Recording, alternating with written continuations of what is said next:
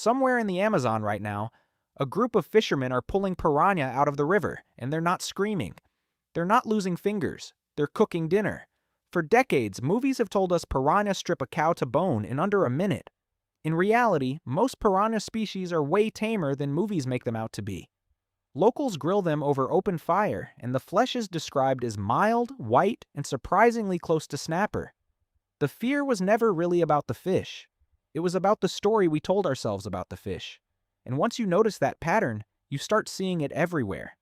Take the saltwater crocodile. It's responsible for more confirmed fatal attacks on humans than almost any other reptile on Earth. And yet in parts of Australia and Southeast Asia, crocodile is just on the menu. Farmed, grilled, sold in markets next to chicken and beef. The same animal capable of dragging a grown man underwater is on a plate. Mostly just lean, slightly chewy protein. But here's the thing. Fear evolved to keep us away from claws and teeth, not to warn us about biochemistry. Nothing in our instincts was built to detect a toxin sitting quietly in a liver. A crocodile's jaws are something we can see coming from across a riverbank. A toxin is not. It doesn't growl, it doesn't circle, it doesn't give you any warning your body knows how to recognize. Piranha and crocodile prove that some animals lose all their danger the moment they're dead. But flip that around and you'll find animals that work the exact opposite way. Ones that only become dangerous after they're already dead, once a knife or a kitchen or a chef's judgment gets involved. So does that mean deadly and delicious just live on opposite ends of the same animal? Not exactly, because there's a completely different category of dangerous food. One where the danger doesn't come from catching the animal, it comes after, when it's already on your plate. This is where fugu comes in. Fugu is the Japanese name for prepared pufferfish, and it might be one of the most dangerous edible things a human being can voluntarily eat. Pufferfish carry a toxin called tetrodotoxin, and it is not a small threat. Researchers estimate it's over 1,000 times more potent than cyanide, and one fish can carry enough to kill more than 24 adults. There's no antidote, none. If you eat the wrong part, the only thing doctors can do is keep you breathing on a machine until your own body clears the poison, assuming it doesn't shut your lungs down first. This danger isn't some modern discovery either. Fugu poisoning was such a recurring problem centuries ago that at one point a Japanese emperor banned samurai from eating the fish altogether, worried about losing soldiers to something as mundane as dinner. The ban didn't stick. People kept eating it anyway, which tells you something about how far humans will go for a specific kind of flavor. And yet fugu isn't some back-alley dare food. It's served in some of the most respected restaurants in Japan, prepared by chefs who train for years and sit licensing exams just to be legally allowed to touch the fish. The toxin sits concentrated in the liver, ovaries, and skin. And a licensed chef removes those parts with almost surgical precision, leaving behind flesh that's completely safe. People pay serious money for a dish where a few millimeters of error is the difference between dinner and a hospital bed. Here's the part that should really unsettle you. Some diners specifically request a tiny, deliberate trace of the toxin left on the meat. It causes a slight numbing, tingling sensation on the lips and tongue. People are paying extra to feel the poison working. That's not eating dangerously by accident. That's eating dangerously on purpose for the sensation of it. Now, if pufferfish is the deep end, stingray is almost the opposite problem.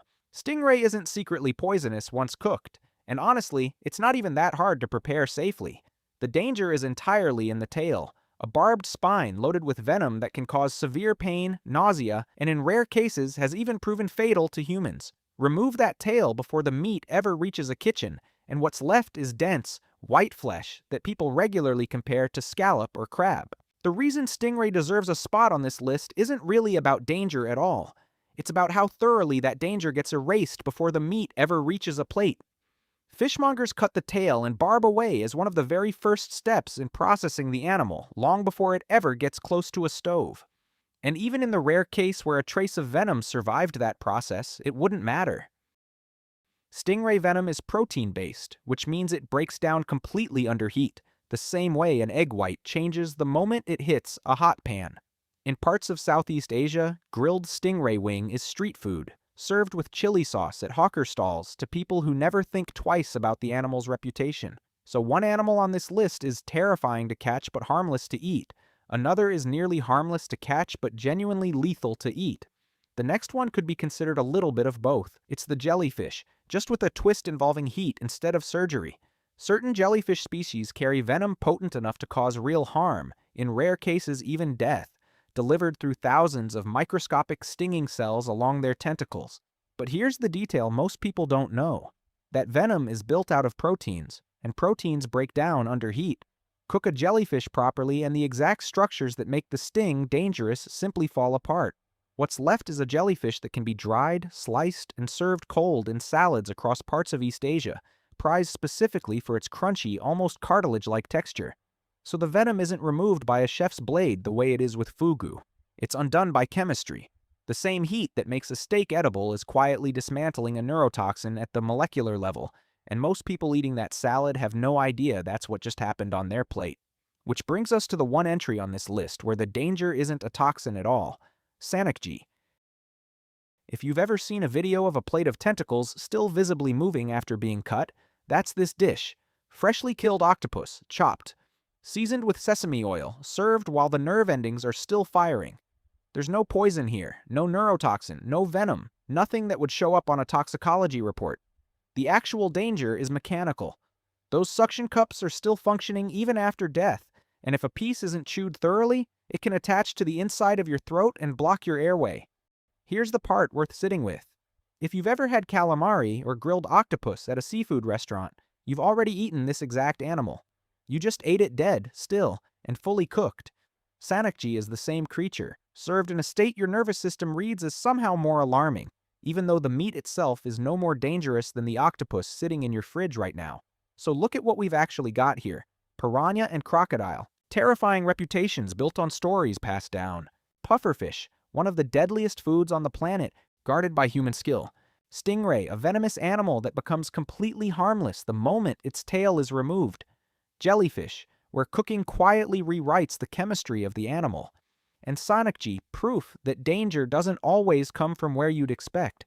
Almost none of the fear lines up with the actual risk.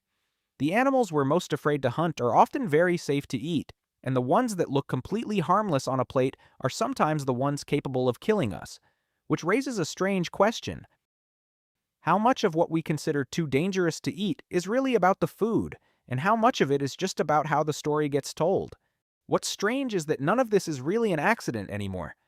Early humans might have stumbled into eating something dangerous out of pure hunger, with no way of knowing which berries or fish would kill them. But everything on this list today is different. Every fugu chef, every stingray fisherman, every person pulling piranha out of the river knows exactly what they're handling. The danger hasn't been eliminated. It's been studied, mapped, and managed down to the gram. We didn't remove risk from the food supply so much as we learned to negotiate with it. And that might be the more unsettling thought. It's not that humans accidentally keep eating dangerous animals. It's that we've built entire systems, licensing exams, cooking techniques, generations of inherited knowledge, just so we can keep doing it on purpose. Somewhere along the way, "this could kill you" stopped being a warning label and started being part of the appeal. So if you think an animal right now is too dangerous to eat, it might not be too long until we figure out a way to make it edible.